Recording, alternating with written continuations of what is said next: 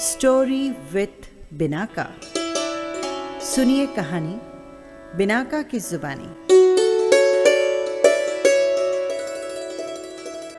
तो लीजिए, हाजिर है डॉक्टर जगदीश चंद्र जैन की कहानी चतुर रोहक।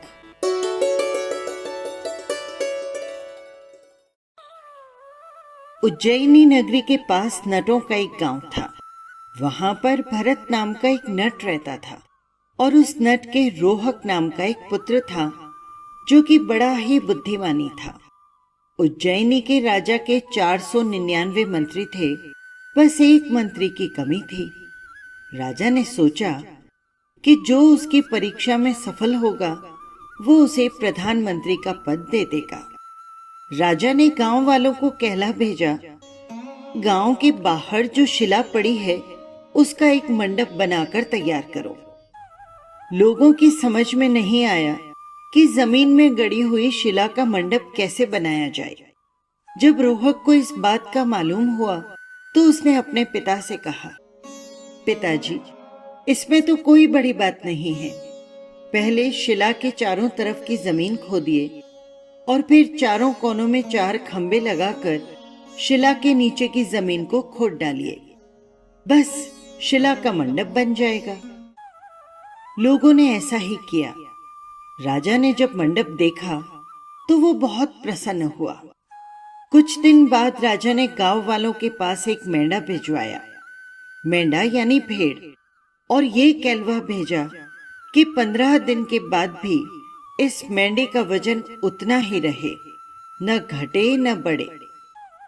गांव वालों ने सारे तरीके अपना लिए। यदि वे मेंढे को भूखा रखते तो उसका वजन घट जाता और यदि वे ज्यादा खिलाते तो उसका वजन बढ़ने लगता। उन्हें कुछ समझ में नहीं आया। जब रोहक से पूछा तो रोहक ने मेंढे को एक भेड़िए के सामने बांध दिया और उसे बराबर घास भी खिलाता रहा। घास खाते रहने से मेंढक का वजन नहीं घटा और भेड़िए के डर से वजन बढ़ा नहीं। इस प्रकार 15 दिन के पश्चात राजा का मेंढा उसे लौटा दिया गया। राजा ने देखा कि मेंढे का वजन न घटा था न बढ़ा। एक दिन राजा ने एक मुर्गा भेजा और आदेश दिया, बिना किसी दूसरे मुर्गे की सहायता से इस मुर्गे को लड़ाकू बनाकर भेजो। पूरे गांव वालों ने सब कोशिशें कर ली, लेकिन भला अकेला मुर्गा लड़ना कैसे सीखता। रोहक को जब इस बात का पता चला तो उसने मुर्गे के सामने एक दर्पण रख दिया। मुर्गा दर्पण में अपना प्रतिबिंब देखता और उसे दूसरा मुर्गा समझकर उसके साथ युद्ध करता। इस प्रकार मुर्गे को लड़ाकू बनाकर उसे लौटा दिया गया। राजा ने अब कहलवा भेजा, तुम लोग बालू की रस्सी बनाकर भेजो। गांव वाले तो अब हैरान और परेशान, भला बालू मिट्टी की कोई रस्सी कैसे बनाता। रोहक ने गांव वालों से कहा, तुम लोग राजा के पास जाओ और कहो, महाराज, यदि राजभवन में कोई बालू की रस्सी हो तो उसे नमूने के तौर पर हमें दे दें। उसे देखकर हम दूसरी रस्सी तैयार कर देंगे। थोड़े दिन बाद राजा ने एक और परीक्षा लेने के लिए एक बूढ़ा हाथी भेजा और कहा, मुझे इस हाथी के समाचार देते रहना, लेकिन ये याद रहे कि कोई भी मुझे आकर ये न बताए कि हाथी मर गया है। संयोग से हाथी उसी रात मर गया। अगले दिन गांव वालों ने रोहक से पूछा कि राजा से क्या कहा जाए। रोहक ने गांव वालों से कहा कि तुम लोग राजा से जाकर कहो, महाराज, हाथी न कुछ खाता है न पीता है और न ही उसकी सांस चलती है। राजा ने पूछा, तो क्या हाथी मर गया है?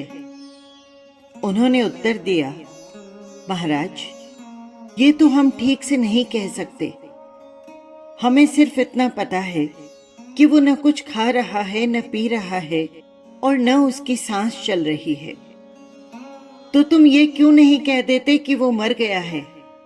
महाराज, ये हम तो नहीं कह सकते, आप ही के मुंह से ये शोभा देता है। राजा ने एक दिन और परीक्षा लेने के लिए गांव में कहलवाया कि गांव से एक कुआं शीघ्र भेज दो। और सभी गांव वाले जब रोहक के पास पहुंचे तो रोहक ने उसका उपाय बताया। तुम लोग राजा से जाकर कहो पहले आप एक कुएं को नगर में भिजवा दें तो दोनों साथ साथ चले आएंगे। कुछ दिन बाद राजा ने कहलवाया कि गांव के पूर्व में स्थित वन को पश्चिम में बना दो। ये तो बिल्कुल असंभव सी बात थी।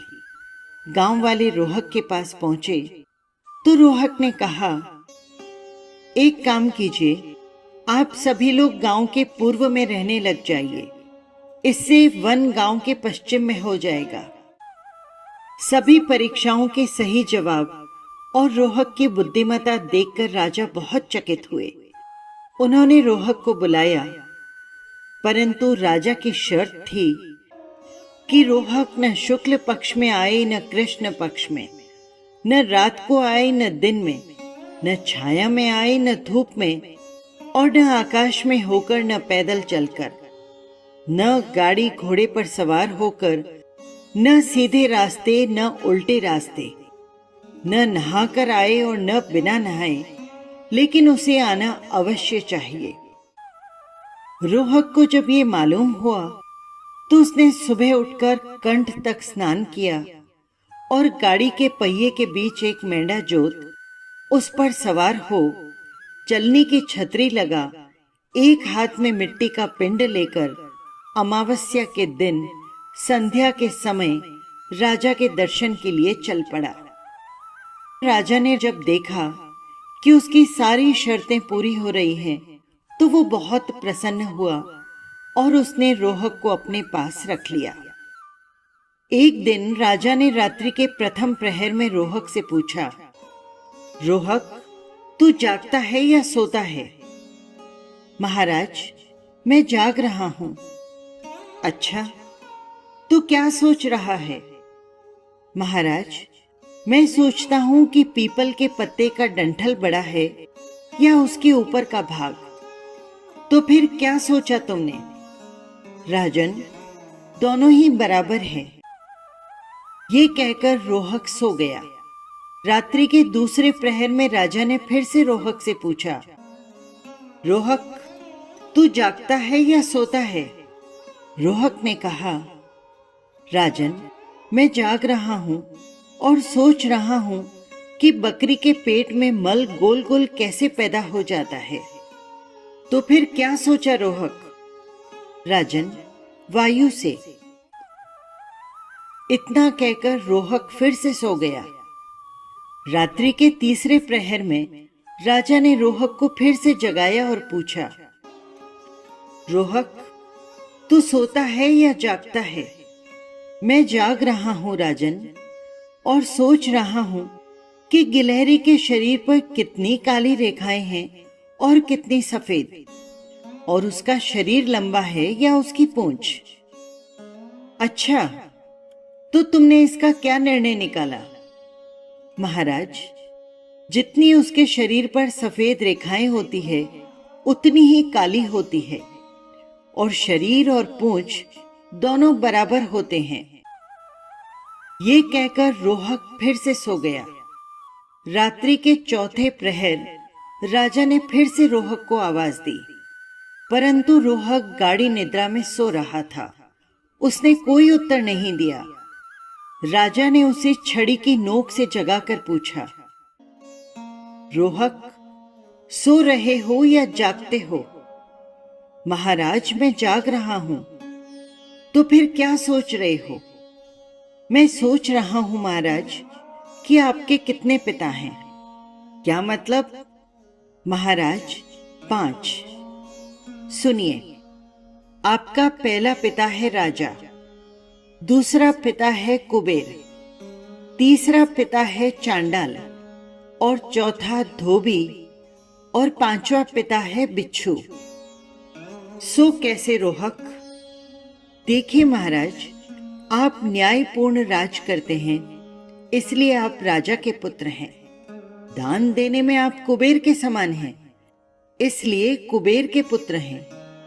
क्रूरता में आप चांडाल के समान हैं, इसीलिए आप चंडाल के पुत्र हैं और सब कुछ हरण करने में आप धोबी के समान हैं, अतः धोबी के पुत्र हैं। और सोते हुए को आप छड़ी की नोक से उठा सकते हैं, अतएव आप बिच्छू के पुत्र हैं। राजा रोहक की बुद्धिमता से अत्यंत प्रसन्न हुआ और उसे प्रधानमंत्री का पद दे दिया।